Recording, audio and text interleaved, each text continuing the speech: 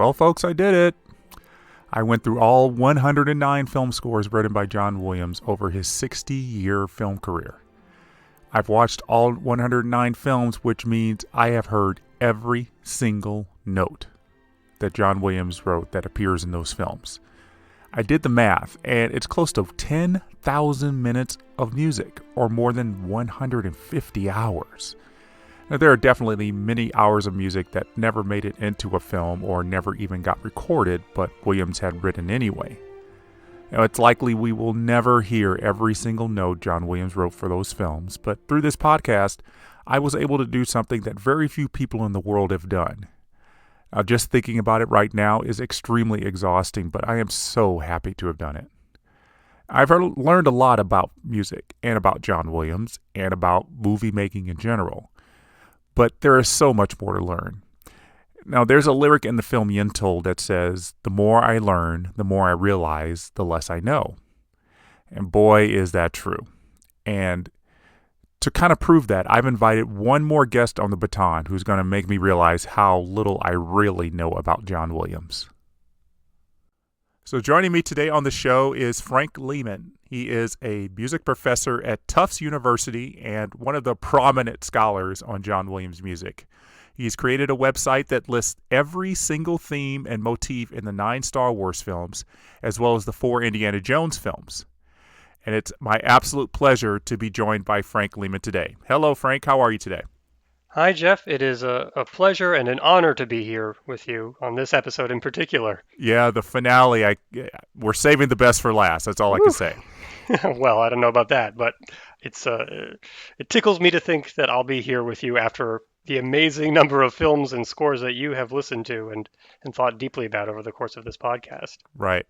All right, let's get this out of the way right now. I noticed a photograph of you on your website, franklehman.com, with John Williams at your side. So I have 2 questions. First, when was this picture taken? And second, is it okay if I'm extremely jealous that you have that photograph? Well, I'll answer the second question first. Yes, it's okay to be jealous. I would be jealous of myself if I were in that situation. It was a dream come true, really. This was in 2019, at Tanglewood, and the context there is I had actually been invited to give a pre-concert talk.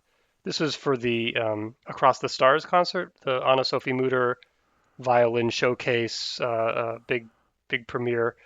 And because, I'm sort of a known quantity in the Boston area in Massachusetts, they invited me to talk a little bit about the way in which film music can be repurposed for the concert hall. I mean, that's really appropriate for that particular concert. So I gave a talk. It was mostly actually on Across the Stars, the theme, in conjunction with the name of the concert.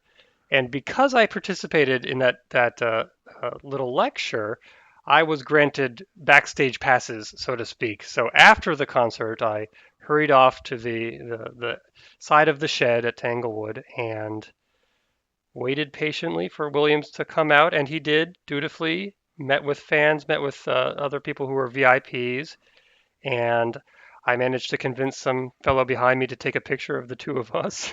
This was after I, talked with him about how much I appreciated his work and how he's inspired me and furnished so much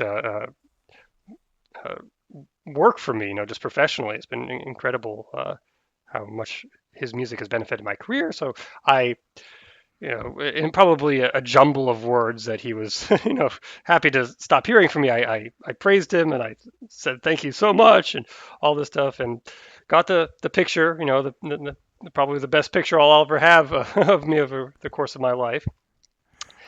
And that was actually not the end of it, though. Amazingly, after that concert, later in the summer, I was invited back to give an even more sort of elaborate lecture at the Tanglewood Learning Institute on film music and the psychology of music and film.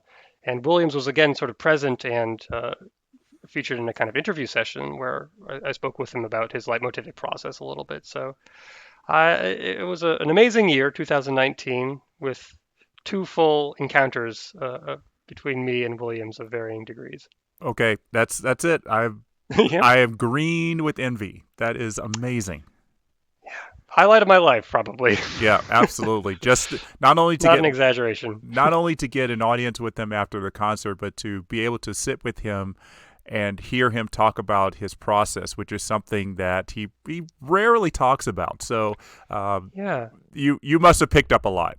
I did, you can believe that I sort of transcribed in my head everything that he said over the course of those concerts, and he said some interesting things that have helped me make sense of his procedures compositionally. So it was really wonderful. Fantastic. So you said you're a known quantity in the Boston area, but mostly I'm sure through all your years of teaching at Tufts University. How long have you been teaching there? I started at Tufts in 2013 and have mostly taught things like music theory, music history. This past spring was the first time I taught a dedicated course on John Williams, though. I finally I ascended through the ranks sufficiently so that I could teach whatever I wanted, and this, of course, was the first class, the sort of dream course that I gave. Yeah, I want to talk about that a little bit later because that seems very special. So there's a saying, those can't do teach. Is that true for you in terms of your abilities as a musician? Yeah, actually, it's not so far off. I think like Okay. a lot of people who get into music academia, we start off by having an interest in creative activity, and for me, it was performance and composition. As an undergraduate, I dabbled a little bit in film composition, more to get a sense of what the career and the job entailed, less an actual goal to become the next John Williams. But I wrote some music and some music that probably emulated or imitated Williams more than I care to admit now. But I found myself always more drawn, I think, to the analytical side of things, um, dealing with music as a text rather than producing music as a text. So that led naturally to a more academic career. And certainly there's been no shortage of material to analyze or to study, most of which has been totally untouched by scholars to this point. So it's really exciting, actually. And teaching is wonderful too. I mean, that's like the best part of my job, quite honestly. Yeah, passing on knowledge, of Yeah. course.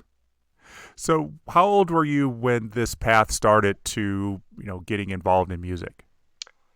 Oh, it's hard to pinpoint an age. I think probably the first time I heard like the NBC News theme on my parents' television as a toddler, Williams' music was already present in my brain, and I grew uh, sort of enamored of his music, particularly after I uh, um, obtained a tape cassette of the kids stuff recording. This was one of the Phillips, Oh Williams and yeah. the Boston Pops recordings. Yes. It was a mixture of Williams hits and like Wizard of Oz and the Pink Panther. And the thing was, I had never seen any of the movies. Like I was what 7, 8 years old. I had never seen any of the films that were represented on that cassette. So to me, it was just pure music, right?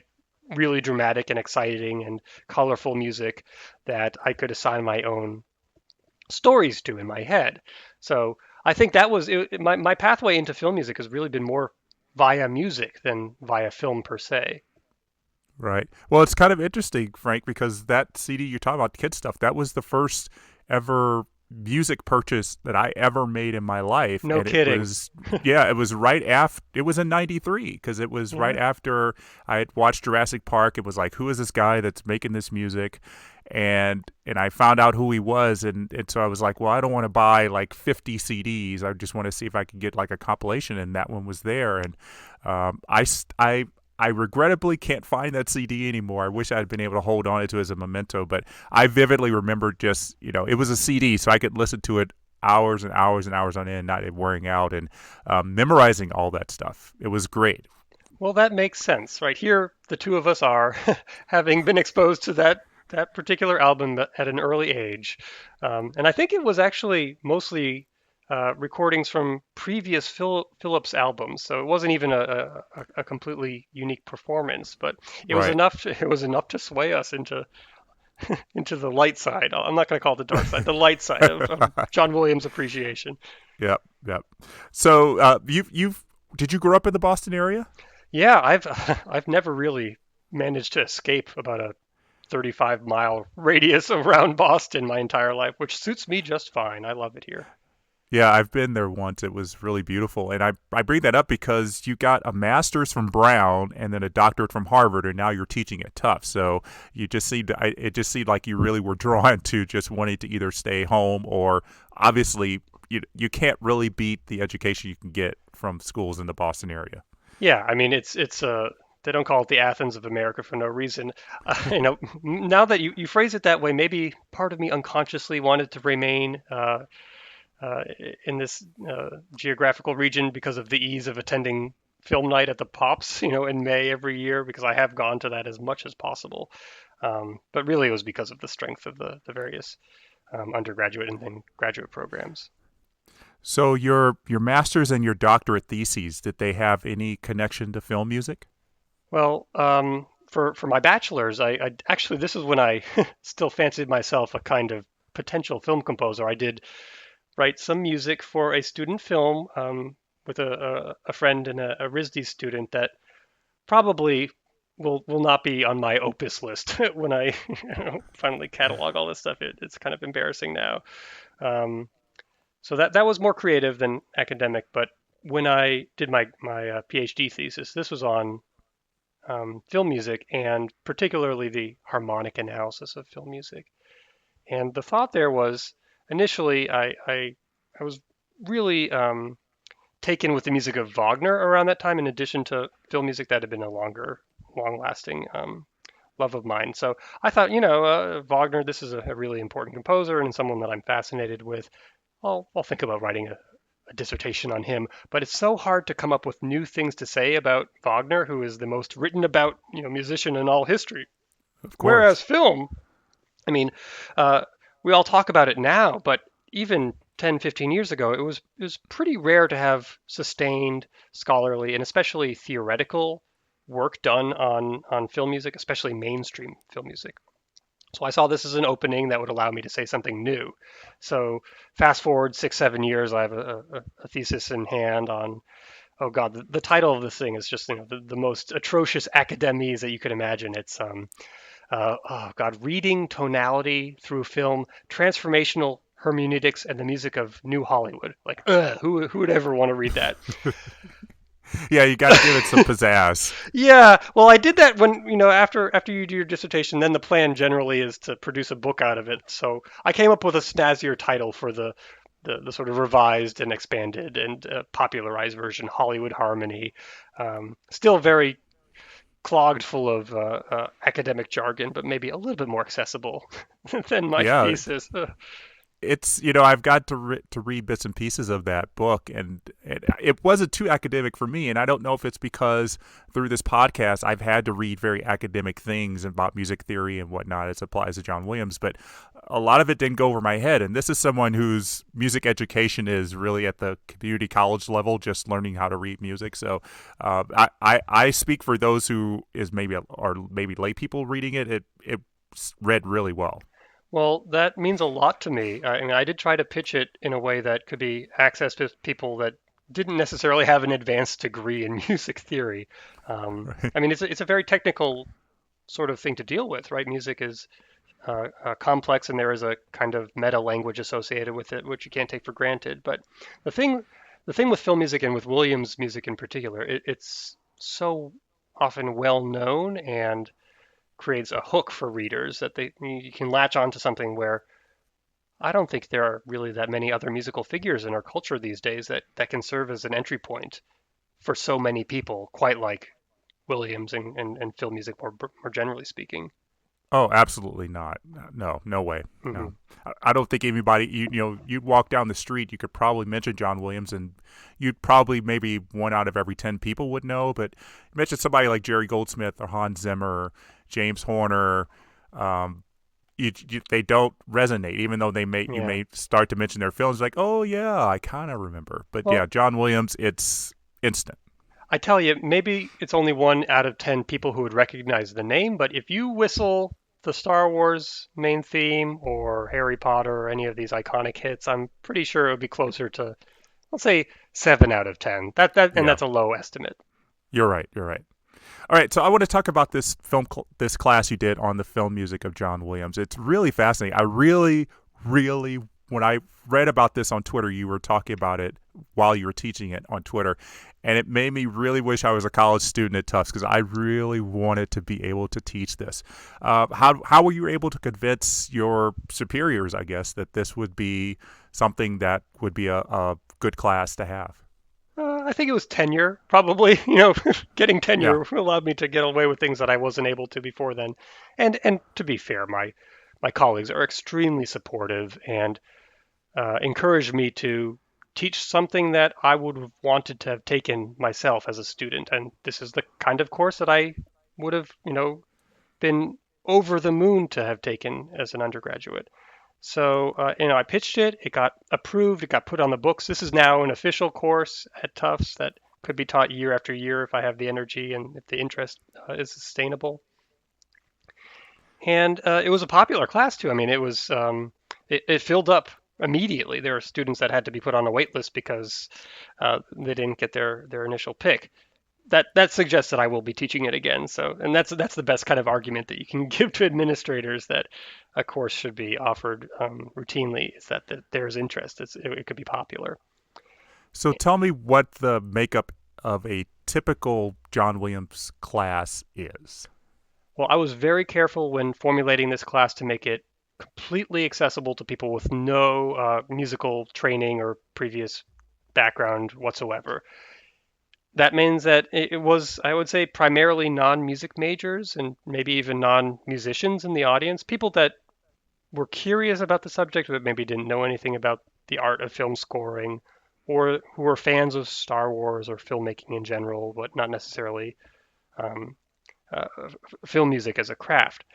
So I structured the class so that essential music and musicological concepts were conveyed throughout, but in a way that the music of Williams was sort of um, describing and clarifying and articulating those musical concepts. So it was very open. There was no assumption that you could read music, and I don't think that we ever had any. There may have been a score or two, but it was more just to demonstrate, that this is what it looks like, and if you do have that experience, it's something extra. But it wasn't a requirement, that's for sure. Yeah, right. It had to be fun for you because this is a subject that you knew well, and probably the energy for you was not difficult to muster for every single class. That is quite true, actually. Um, there were parts of it that actually were quite new to me, not just sort of condensing my knowledge of Williams, but also some genuine corners of his output that I didn't know that well beforehand. Because I was in a position to teach it, that's the best way to actually learn it and understand yourself. So aspects of his early musical career, particularly his jazz background, which is something that I knew about kind of in the abstract, but hadn't really studied those early albums like the John Towner Touch or all the collaborations he did with various other performers as an arranger. I really got to know that stuff. And I mean, he was an incredibly talented and prolific musician before he ever scored a feature film. I mean, it's an incredible career, and that's something that I tried to convey over the course of my class, that this is someone that's important to the history of music in the 20th and 21st centuries now for more reasons than just the really well-known film scores.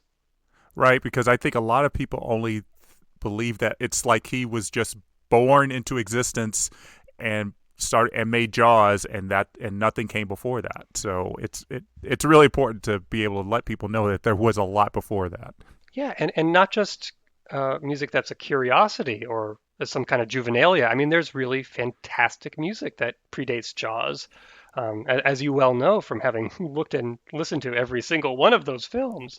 Mm. Um, and it's not merely of archival interest either. I mean, I think of scores like Fitzwilly or even not, things like Not With My Wife You Don't or None But the Brave. There's fantastic forgotten gems across his early career that I got a huge kick out of acquainting myself with. In some cases for the first time, other cases really more deeply than I'd ever allowed myself prior. Let's take a deep dive into your Star Wars catalog. It really is extensive, and I'm going to admit, Frank, I didn't even know it existed until I started looking for some analysis and some kind of some help with understanding some music from Return of the Jedi. So it wasn't until I got to Return of the Jedi that I started to look deep into stuff and came across this, and I was like, why didn't I know this before? I mean, Star Wars and Empire Strikes Back are two of my favorite scores, and I know a lot about it, but even reading all that stuff and the stuff you wrote about it, I mean, my eyes were open to a lot of other things. I was like, yeah, if I'd known that, I would have been able to put that in the Star Wars episode, for example. But it really was just one of those things I could not stop reading it. And of course I could read music, so it was like reading it and hearing the music in my head was so much fun. And I imagine it was really fun for you to be able to pull out all of these themes and motifs. When did you start doing that? Let's see. I think the idea first occurred to me around the time that The Force Awakens came out in 2015, and I had done a little work. There was an article with Mashable that somehow I managed to produce on the new themes of The Force Awakens, and concurrently, I had been in contact with Emilio Odesino, the author of that wonderful book on John Williams, and he was putting together an edited volume, the first of its kind, on the music of Williams from a variety of different scholars, and he asked me if there's anything that I could think to contribute. And I looked at this work that I'd done with Mashable, which is very slight, of course. And the kind of genesis of this catalog was actually for Emilio's volume. But I kept on adding to it. I kept on enhancing it and expanding to the point where what started as basically a single page of a couple hyperlinks and labels is now ballooned into this 60-page long document with I'll add no sign of stopping. This isn't something that I'm done with. I don't know that I'll ever be done with it. I was just making changes to it yesterday night, adding new themes, condensing motifs, merging and splitting, and adding bibliography and additional information were useful. I mean, there is a sense that after Williams wrote episode 9 that I can kind of stop working on this so intensively. There's not going to be any major new Williams music. I don't even know if there will be any. He said that he's not planning on writing anymore, but he said that before, so who knows? Yeah, exactly. So I would imagine by now you know the music for all 9 Star Wars films backwards and forwards. Yeah, that'd be a fun needle drop exercise for me. Name that tune after like a half of a second's worth, or maybe even less. But I'll qualify that by saying there are still, little shadowy areas in the Star Wars, the Skywalker saga for which I'm not familiar with the music, and that's, I guess I'm being rather specific here with the Rise of Skywalker, where so much of the music evidently did not make it into the final film or the album or the For Your Consideration album. So there's some aspects of that which I cannot claim to know whatsoever. Someday, hopefully, we all will, but not right now. All right, so I've got to put you on the spot, but I guess probably not because it's, like you said, it's probably a good needle drop exercise. But what are your 2 favorite themes from all 9 of the Star Wars films? Oh my gosh. So to answer this question, I mean, I have to be very honest with you. My opinion on favorite themes is extremely fickle, right? As it would have to be. They're all wonderful in their own respect. So my mood determines what on any given day I think is the best. But one that I keep coming back to, actually, which is a bit of an oddity, I suppose, is the Luke and Leia theme from Return of the Jedi. And there are a couple of reasons why this particular leitmotif, I don't know, there's something special about it, and maybe that specialness is at least in part due to its sheer scarcity. It was a theme that prior to episode 8, at least, it only really featured in 2 cues in Return of the Jedi, and their maybe 5 or 6 statements. So extremely sparingly used, and that adds to a certain mystique of the theme. It has a gorgeous concert arrangement, one of the best.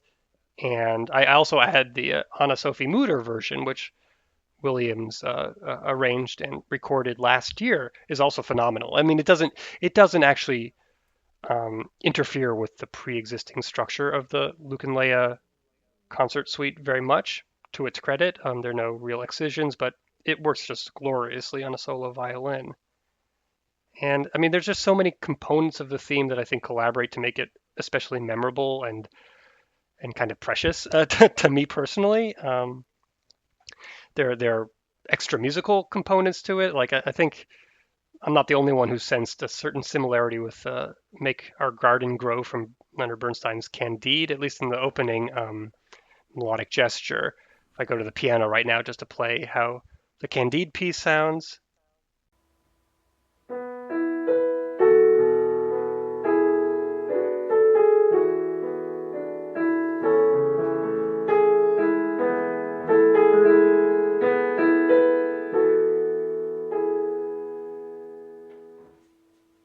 Right, something along those lines. And of course, Luke and Leia opens very similarly, again on the piano.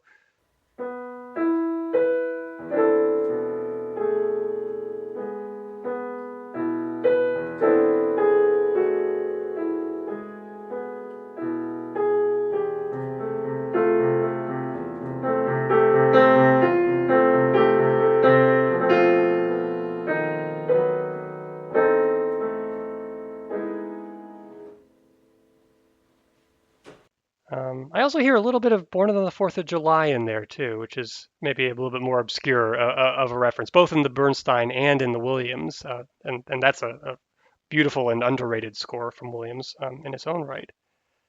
And this, again, I'm not the only person who's noted this. I mean, this has been um, observed since 1983, but the theme really does, in a way, synthesize a couple different musical ideas from elsewhere in the Star Wars musical universe. There's, of course, there's Leia's theme in the opening to the concert arrangement. The harmonic progression is very similar, if not completely identical, to Han Solo and the Princess, as well as Leia. And there are moments within the melodic structure that are, to my ears, quite clearly modeled on Luke Skywalker's theme. This little section in particular, towards the end of the last phrase.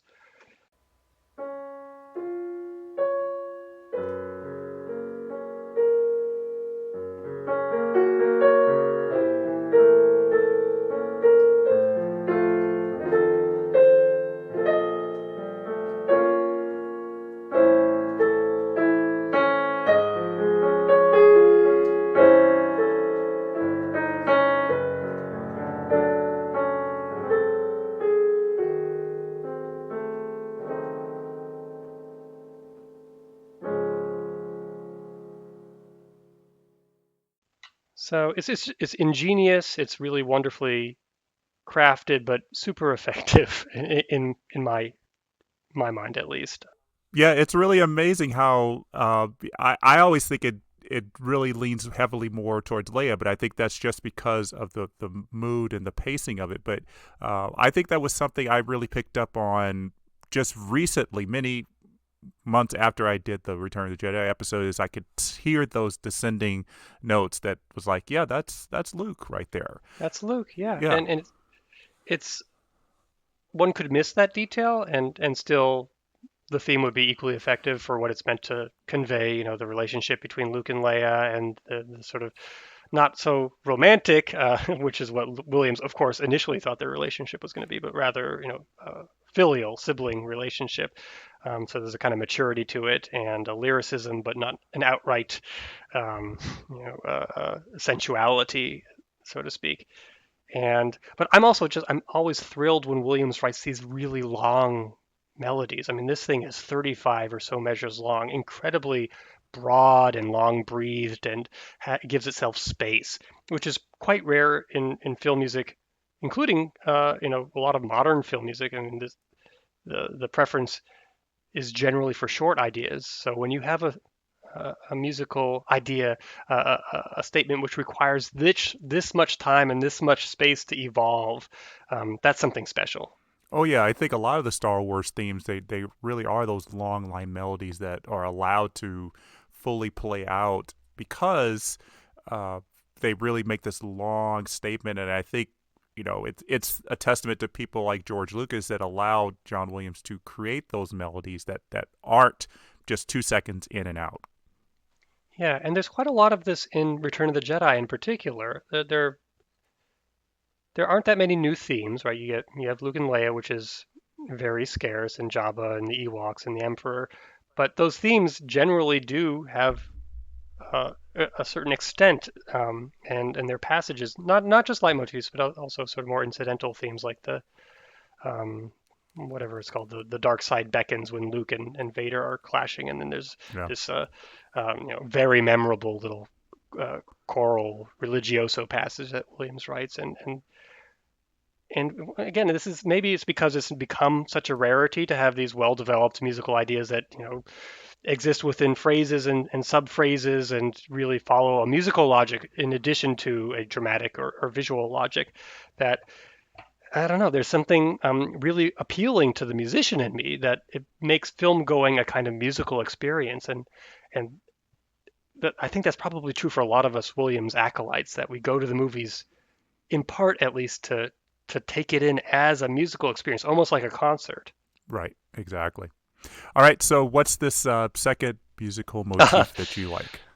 Yeah, so I'm going to go really obscure here. I'm not even going to go leitmotif. This is a one-off. It's like the most obscure, esoteric moment in all 9 movies, except for John Williams' fanatics, and that is the tragedy of Darth Plagueis the Wise from Episode 3, Okay. and a very, very specific 4-measure long idea from that. It's only stated within that single cue. It's not on the soundtrack. It's not on any of the bootlegs. As far as I know, there's never been a clean rip of this little passage, which makes it all the more appealing to me. It's the music when Palpatine is talking to Anakin at the Opera House, and he says, "It is the tragedy of Darth Plagueis. It's a old Sith legend the Jedi wouldn't have told you," and it's the most subtle kind of underscoring you can imagine. It's just this very quiet little chord progression. There's not even really a melody attached to it. It's more like a chorale or some sort of stately hymn. Very dark, minor. The harmony is functional but a little weird, and it comes and goes, just perfectly timed with the dialogue too. It's just this immaculately uh, uh, imagined little throwaway, virtually no connection to anything else that happens elsewhere in Revenge of the Sith or any of the other scores, but just simply in a subtle way, overwhelming in its power to me. On the piano, you'll have to imagine this in sort of a very quiet bed of strings playing this passage here.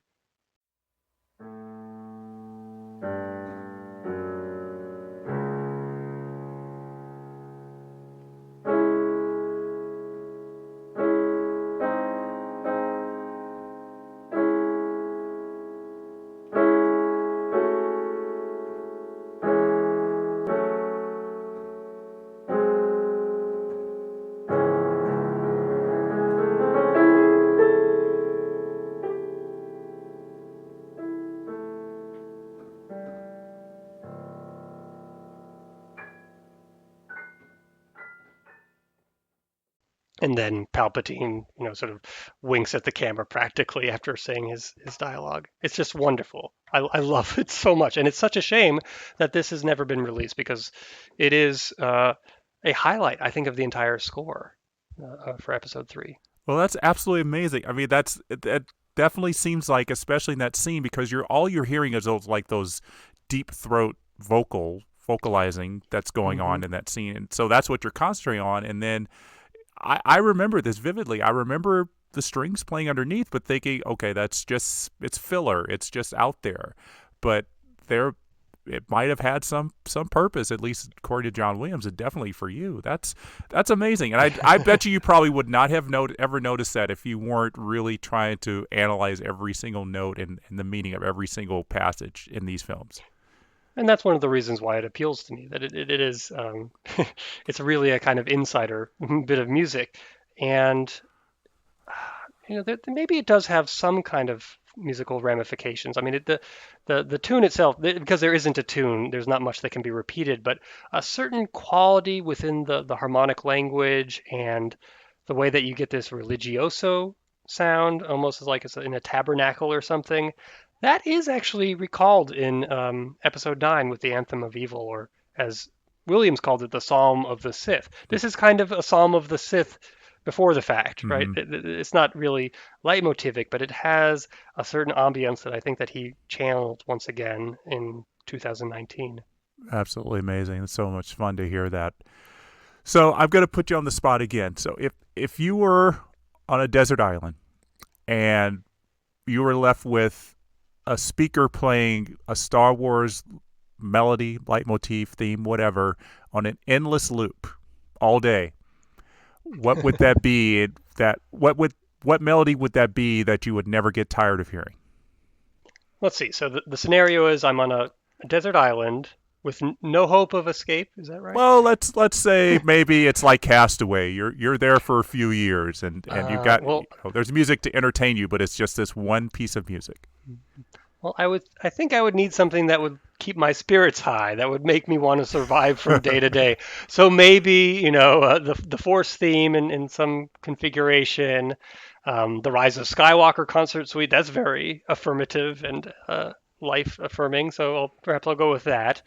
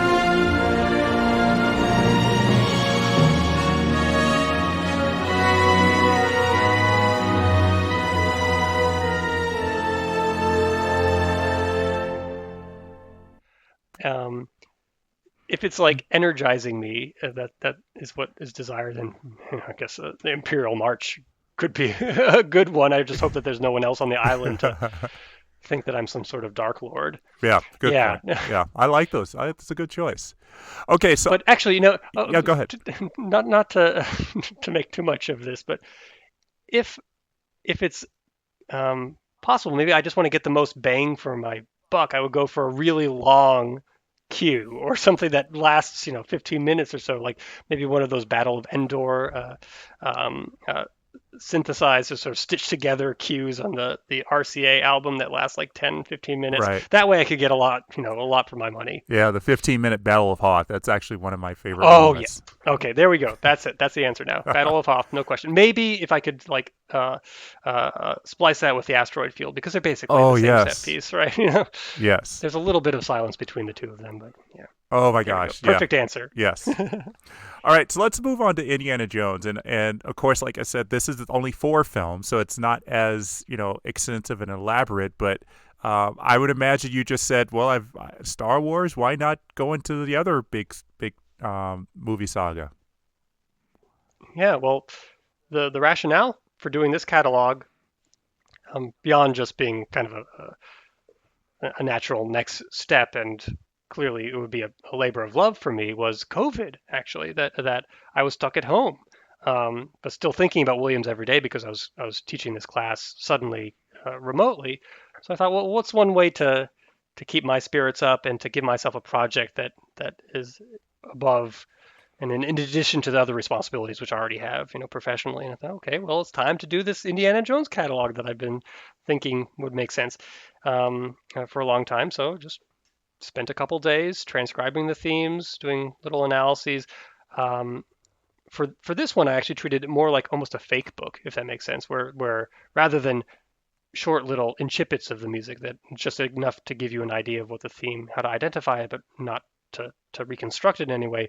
Here I tried to convey as much as possible for some of the themes from Indiana Jones. So like all of Marion's theme, like a complete full statement is in there.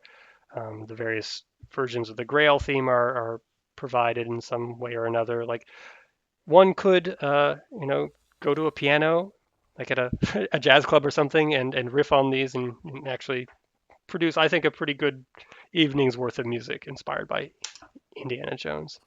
Yeah, what does it feel like to be able to put these kinds of things together? And like you said, you wrote as a kind of a fake book, and have it because you're really the first to really do this.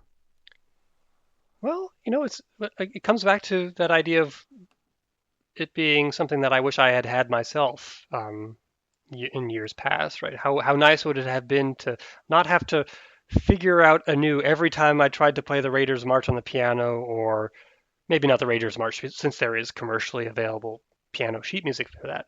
But we'll take like Willie's theme from Temple of Doom or any of the various MacGuffin themes, not have to sort of work my way through the piece haphazardly by ear every single time. Wouldn't it be nice just to have a resource to consult every single time I sit down at the piano? So that made a lot of sense to me as a rationale, and I think others feel similarly, especially if this music means a lot to you, but you're not completely, like, you don't have a perfect memory for recreating music by ear. It can be a real godsend to have a reduced version at your disposal. Okay, so here's one part of the Indiana Jones music catalog that I don't see featured in there, but it's my favorite part of the movie. And again, if this were like a desert island situation and I had one theme from Indiana Jones, I guess it's not a theme, it's a one-off, but the no ticket scene. Just Yes. it's so fun, and of course, as I mentioned in that episode for Last Crusade, it feels borrowed from the Cherries music from Witches of Eastwick, but it's Hmm. just it's pure comedy without being like so over the top, just buffoonish. I just really love how I could just see the strings just really having the string section having so much fun with this. Oh, it's a great cue and a one-off, and something that may well find its way into my catalog eventually. I don't think I prohibited myself from including set piece themes in this. So all of these are works in progress, and when I get around to it, no ticket will be in there. Other action set pieces like Belly of the Steel Beast, that's a big one that I haven't included yet. Hmm. Um, the Basket Chase, lots of great, just lots of great pieces from Indiana Jones that time will tell, but I think I'll eventually get around to including them too. And there are other catalogs, of course, other film franchises or films that I think would warrant this sort of treatment. So I have a few in mind. It takes a little bit of time, but I'm sure that eventually I'll get around to all the biggies. I would imagine Harry Potter's on your mind. Yeah, Harry Potter's a tricky one actually because only, as you know, the first three films are scored by Williams, but there's subsequent, huge body, not just from the main Right. Potter films, but also Fantastic Beasts, where you have different composers involved. And admittedly, I don't know the subsequent film scores as well as I should. Certainly not as well as one through three. But that said, there's plenty of motivic material just in uh, uh, the first three Harry Potter films to fill many scores of pages of thematic catalog work. So Absolutely. that will come eventually, for sure. Okay. No hurry for me. I've just kind of figured that might be your next plan. Well, and there's good work that's already been done. I want to give credit where credit is due to, the phenomenal complete recordings that have been released with liner notes by, I don't know, I assume Mike Mendocino and probably others that do delineate the thematic material for these movies in fantastic detail, and often with uh, uh, observations of things that I never quite noticed myself. But they tend to lack a sort of musical transcription. No, not in all cases, but generally they're prose. And what I like is having the actual notation at my fingertips. This is something that I took a lot of inspiration from Doug Adams for. I don't know if you're familiar with his work on the Lord of the Rings, but he has like this glorious book that he came out with on the music for the first Lord of the Rings trilogy, which includes beautifully engraved and rendered musical examples of all the major leitmotifs from Shore's work. So Yeah, if it's Lord of the great. Rings can get it, then so can Star Wars and Harry Potter and all the others. Yeah, it would probably Star Wars would have to be in volumes. Original trilogy, prequel trilogy, sequel trilogy, because there's so much in Yep, all three. In all, this is true. yeah. So through all of this, and not just through creating the Star Wars catalog and the Indiana Jones catalog, but just through your life as a John Williams fan, and then being able to teach his class, what have you learned about him as a composer? Well, I think there's certain aspects I mentioned earlier, uh, things that he did early in his career that I was only ever sort of partially aware of. His involvement with gospel music is something that really I'm only now fully grasping. As an arranger for Mahalia Jackson, he did 4 or 5 albums with her, and this is no small feat. I mean, he really arranged music for her. This was back in the 50s and 60s, of course. Um, and these connections, I've discovered that a lot of what Williams did from the 50s through, say, the early 70s, this work which we consider not necessarily um, formative or juvenile, because I mean he was 40 years old writing some of these, and they're completely sophisticated and in many cases well recognized and awarded film scores and television scores.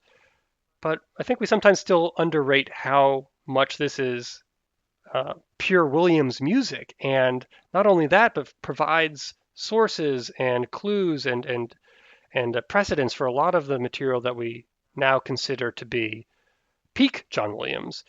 Um, tiny little gestures sometimes, just like a chord progression that you might hear in Daddy-O, or entire genres of music that suffuse his professional development. One thing that I've grown to be very impressed by is his career spanning love of and composition for sort of a neo Baroque aesthetic. And by neo Baroque, I mean music that in some way emulates or imitates or channels music from Europe, instrumental music from Europe in the Baroque era, fugue, canon, imitation, stretto, that kind of stuff. You hear it throughout his compositional career. You hear it.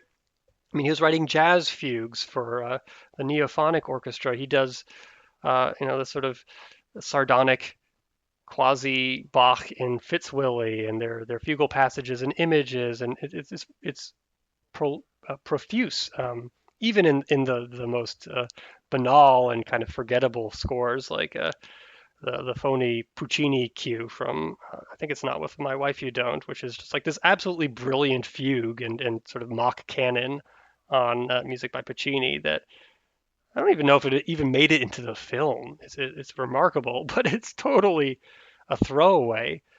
And I just keep on finding these things, these little throwaways, these aspects of his music that's poorly known for the average listener, which are actually both on their own terms fantastic music, and two, help us understand and contextualize some of his better known music much better.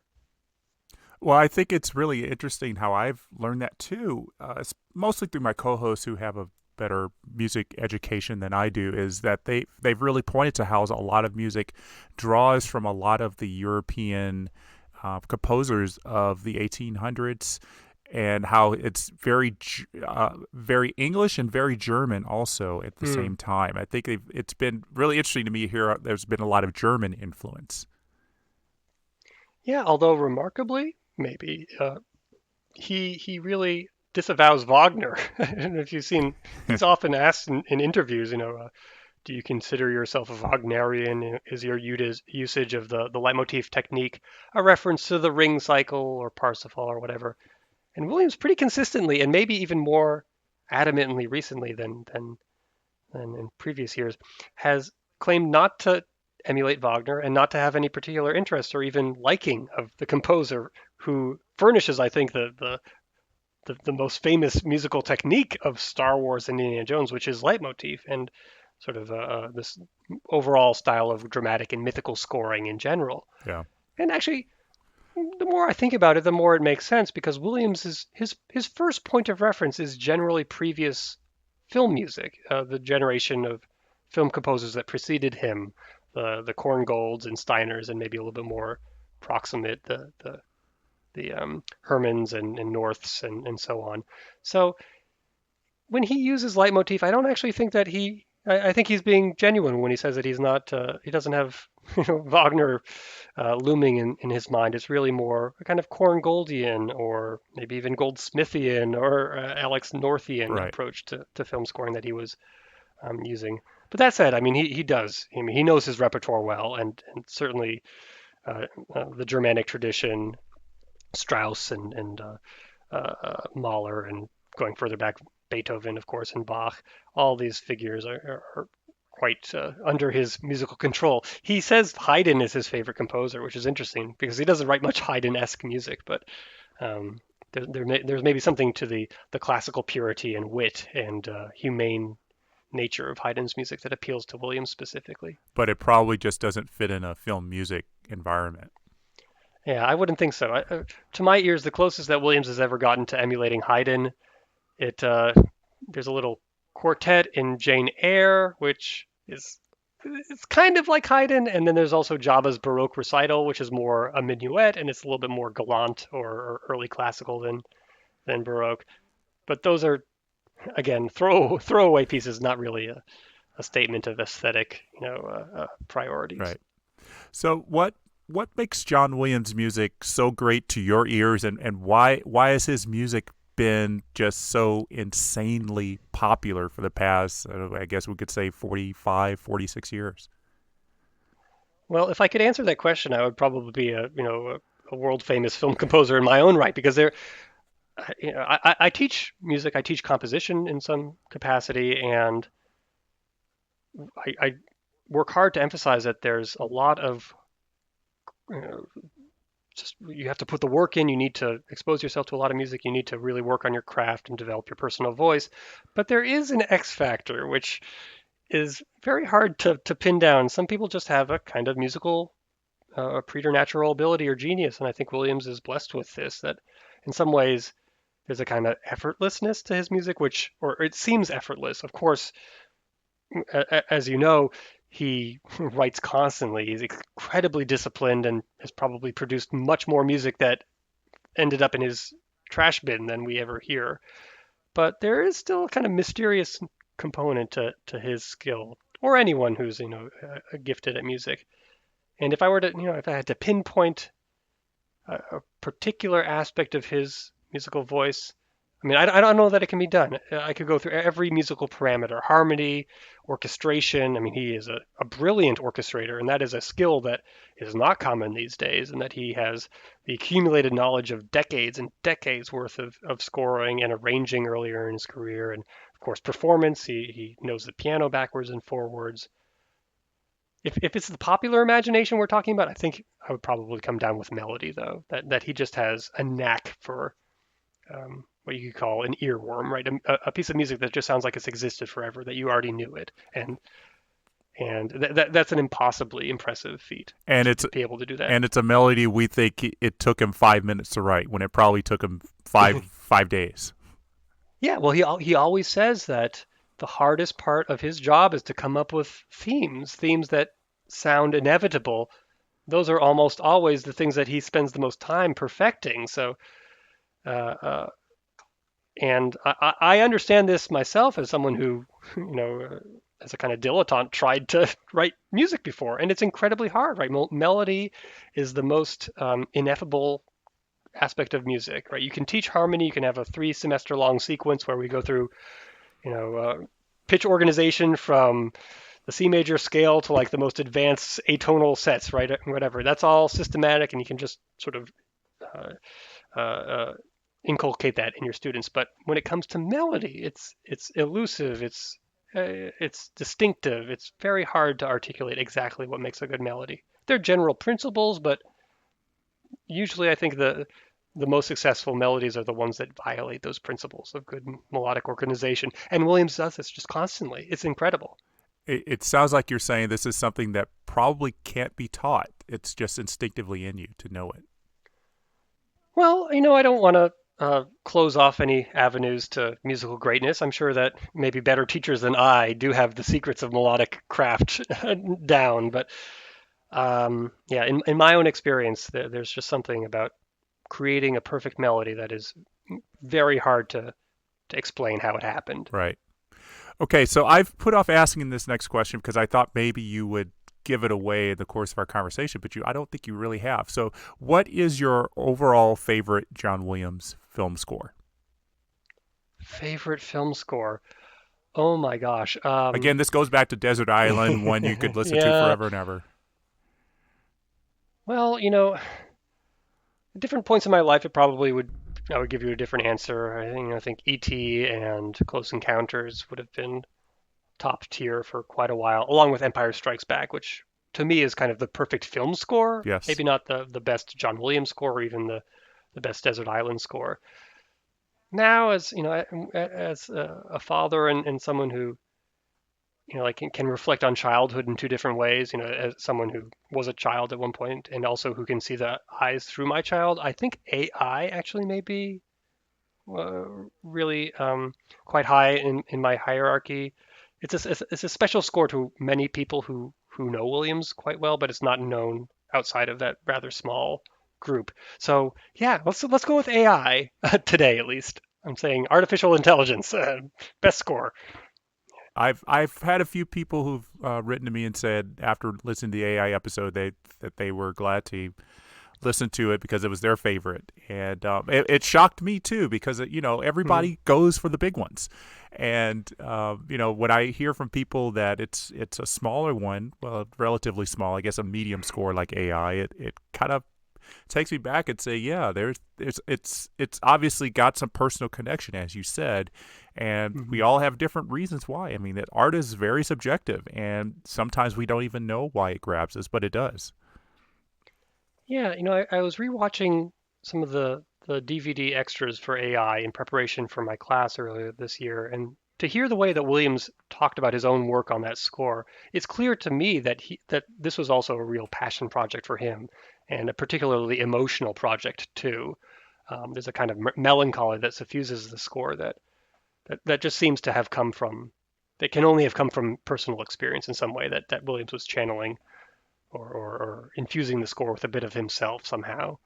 And there are various themes in the soundtrack that are unlike anything else in his catalog of works. So like David's theme, for example, is just just exquisite and ambivalent in some really fascinating ways, musically speaking. Didn't make it onto the soundtrack album, original soundtrack album. So like when that La La Land release came out, I think it's La La Land. That was like a revelation for a lot of people.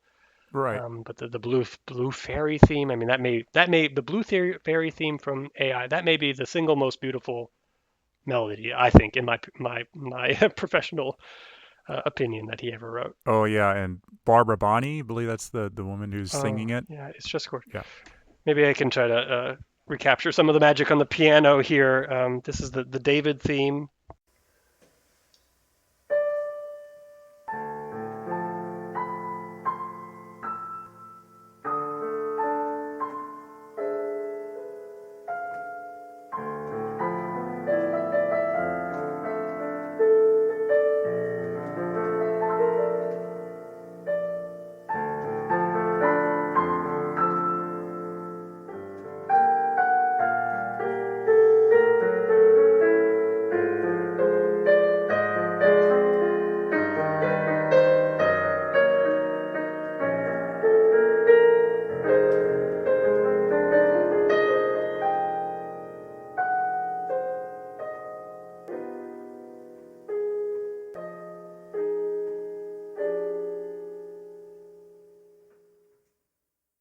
Unbelievably polished musical utterance. And then the Blue Fairy theme, which is a little bit more effusive, but not that much. It's sadder even. Um,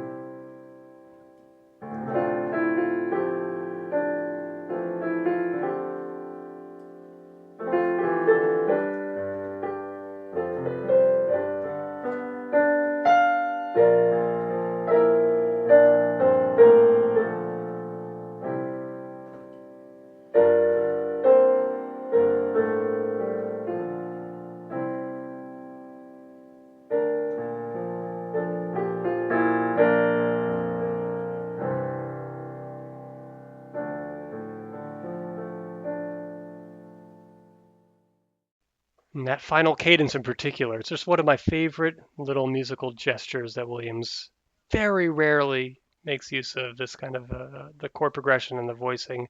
And I noticed it also in The Rise of Skywalker for Rey's death, the very similar kind of musical idea. Something about it, I mean, it speaks personally to me in a way that I find myself hard pressed to explain. But Yeah, it sounds like it's that particular chord progression that really grabs you, and when you yeah, hear it, you get that instinct in your gut.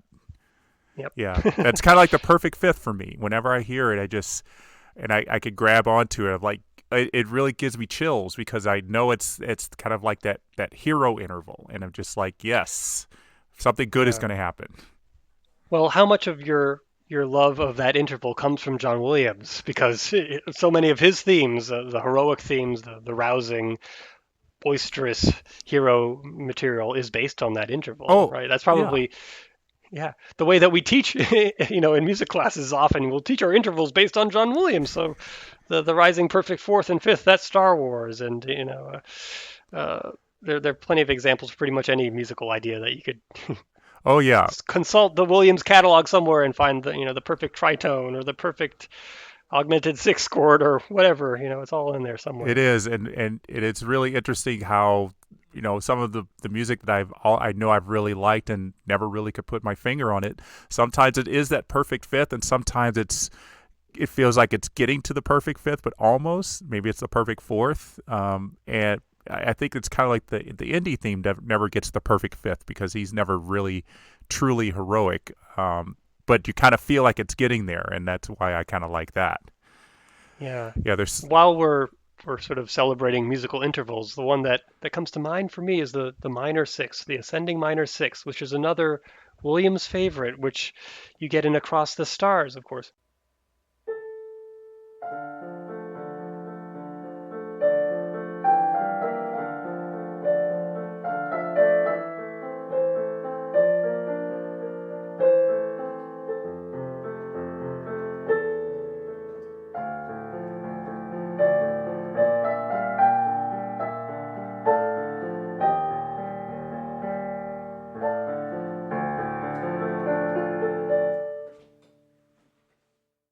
You get it in some of the other sort of one-off melodies in um, Attack of the Clones too. It's just you know I can't help myself. It's kind of a pedagogical approach where you notice and you catalog and you inventory these little musical phenomena for use later, for use in the classroom to help other people recognize and identify and reproduce musical ideas. So what if it happens to come from the love theme from one of the most embarrassing romances in all cinema history, right? It's still a great theme and a beautiful uh, um, demonstration of a particular musical concept. yeah. There's nobody like him, and there's not going to be any. I don't think there's going to be anybody like John Williams ever. I mean, do you find somebody out there who might be kind of the heir apparent to him? Yeah, this is a question that I've given quite a bit of thought to. One can almost not help but think about Williams' legacy and who will follow in his shoes, follow the act that he's laid down. And and to be perfectly honest with you, as far as like successors go, as far as someone who will exert an equal amount of influence and create an equal number of imitators and have kind of an importance within the industry, I think we already know who Williams' successor is in those terms, and that's Hans Zimmer. Just in terms of sheer uh, um, uh, the extent to which he has exerted a direction on how film music has evolved over the past 20 or going on 30 years actually now, so Right. kind of remarkable. Um, yeah, Zimmer is probably the Williams of the new generation, the sort of Gen Z Williams, if that makes any sense. Actually, Williams, he's part of the silent generation, so I don't even think that counts. Um, but Zimmer's musical aesthetic and his mentality, it's night and day with Williams in most respects. So actually, I don't think of him as an heir apparent in the same sense. But there are other composers who for whom their musical sensibility, I think, is most closely aligned with Williams, the sort of reliance on the orchestra, the symphony orchestra, rather than electronics, and a kind of thematic imagination. Which is not to say, again, that Zimmer doesn't deserve that position, or that he's incapable of writing themes. But I think of someone like Michael Giacchino or John Powell, who have quite literally followed in Williams' footsteps with their Star Wars story scores. Powell, in particular, I'm really impressed with. I think more than anyone, he's brought together some of those more modern developments in music, film music, with the classic, fully integrated classic Williams idiom.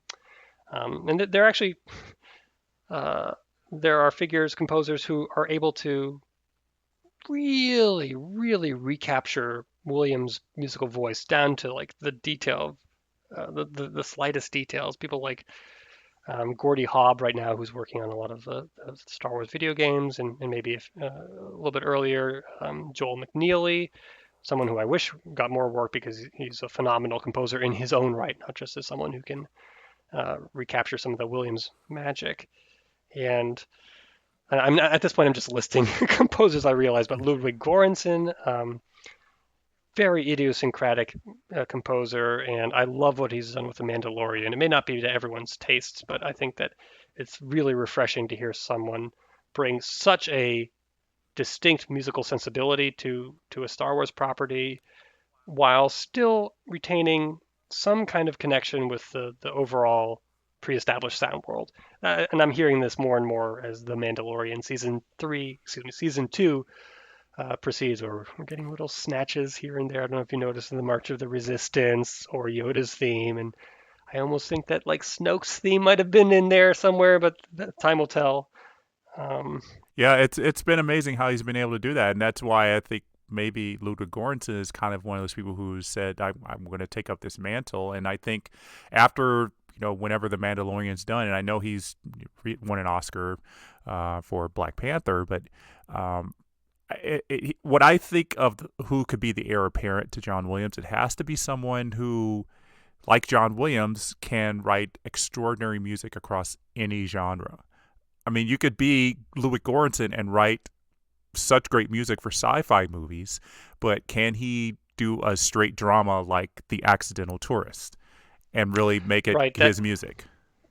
Yeah, versatility and that chameleonic ability. That's an essential aspect of Williams' own talent, and it's a rare thing to find in anyone. So maybe this is a dodge to your question, but maybe there won't be an heir apparent to John Williams, and maybe there shouldn't be, right? In the sense that Williams is a really singular figure in Hollywood or film music history, right?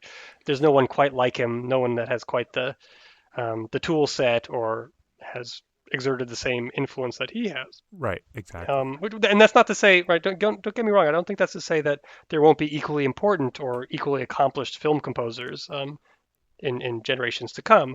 Although they'll have their work cut out for them if they want to get as many Academy Awards as Williams, but Williams' specific contribution, I don't think that's going to be duplicated, and I don't think that people should necessarily try either, right? It'd be a shame that all we heard was Williams knockoffs for the next, several decades. Right. I don't think it's going to happen. Well, I think, what would happen is the directors would say, well, I don't want John Williams. I wanted John Williams, I'd ask for him. Or, even if he weren't with us anymore, it's like, why do I want John Williams? I could just, let's make it your own thing. So it's going to be very tough for those composers. And I'm sure there are composers in your own classes. There are composers in music schools around the world who say, I want to be the next John Williams. And yeah, that's maybe not going to be the way to go, but because I don't think John Williams even said, I'm going to be the next Henry Mancini. He just set out to have this career and has been extremely fortunate. Who's coming to film scoring with, decades worth of playing in jazz clubs in LA, or writing for the Air Force marching band, or cutting your teeth on television shows and documentaries for the maritime provinces in Canada, right? It's just not going to happen. So get as many different interesting voices on board, and we'll see what happens, right? That will come to be the sound that we associate with all these franchises.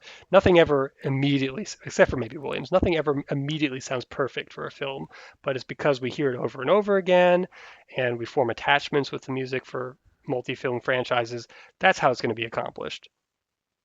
Well, Frank, this has been so much fun. I have learned so much from talking with you about John Williams, about film music in general, and I look forward to seeing more of your contributions and your analyses of film music and how your catalogs continue to grow. Because, as I said, nobody's doing this, and it's a great resource that I have used to great extent, and I'm sure many others are as well. So, thank you for that, and a big thanks for joining me today.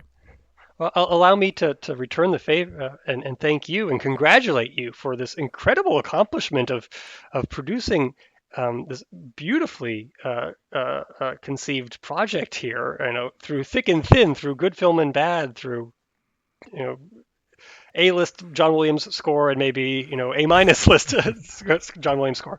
I mean, it's an amazingly thorough and fascinating project, and one that I've enjoyed listening to on my own. I mean, I've actually listened to more than a few, especially of your earlier episodes, to catch up on some of the movies that I have only seen through, say, Mystery Science Theater, for example. It's been a tremendous eye opener and a major service to John Williams' scholarship.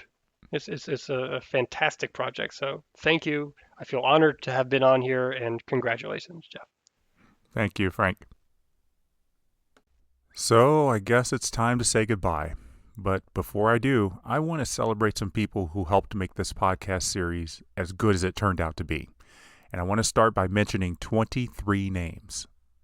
John Maria Caschetto, Maurizio Caschetto, Jens Dietrich, Paulius Adocus, Richard Fish, Doug Grieve, Chris Hatt, Alex Hoffman, Sadiq Hussein, Victor Joss, Andrew Ledford, David Kay, Brian Martell, Yavar Moradi, Felix Moeller, Jim Nova, Jeff Owens, Derek Scholl, Colin Stokes, Brian Thompson, Eduardo Victoria, Eric Woods, and Paul Wright. Now, these 23 men, and unfortunately no women, were my co-hosts on 37 episodes of The Baton. And without them, those episodes would have just been terrible with just me hosting them. They just wouldn't have been as exciting or informative. I mean, because they all brought something to those episodes that I didn't have. I mean, they had some great analysis of the music. They were able to, some of them, perform some of the music and really highlight a lot of it. Now, they came from the United States, the United Kingdom, Canada, Italy, Belgium, Norway, France, Germany, and Qatar. Now, as I said, their knowledge was far superior to mine in many cases, and I bow to all of you, and I will thank you forever and ever for making this podcast much better than it might have been. John Maria Caschetto gets a big mention because he's the one who suggested that I bring on co-hosts, and boy was his suggestion spot on. Brian Martell and Paulius Adocus share the award for the most appearances on the show. They were both on for 4 episodes each. When I started thinking about the possibilities of a podcast, Rick Johnson was a great sounding board and gave me some great advice from his career as a voiceover artist and sound engineer. He helped me pick the right equipment and the right podcast platform. But more importantly, he's the voice that opens each episode. Now, I asked Rick about the possibility of him doing an introduction for each film, thinking, well, he wouldn't do it because it's 109 introductions. But he did it, and that was above and beyond what I'd hoped he would do. Andy Childs works with the American Federation of Musicians, and without her help, I would not have been able to work out many of the timelines in John Williams' career, especially regarding recording dates in those years when John Williams was working on 4 or 5 film scores in a year. She was always willing to help, even when I felt like I was intruding too much on her life. So, Andy, thank you so much. Now, to all of you listening, I can't mention you all by name because there are hundreds of you, almost 1,000 of you, and it would take a long time to do it. And I'd be willing to do it, but it just take a long time. And I don't know all of you by name anyway, so I couldn't do it. But I will say just thank you, thank you, thank you. I can't say enough thank yous. Not just for listening to the show, but for recommending it to friends and family and colleagues. Now, my hope was that just one person would listen to the show, but I have people listening on every continent.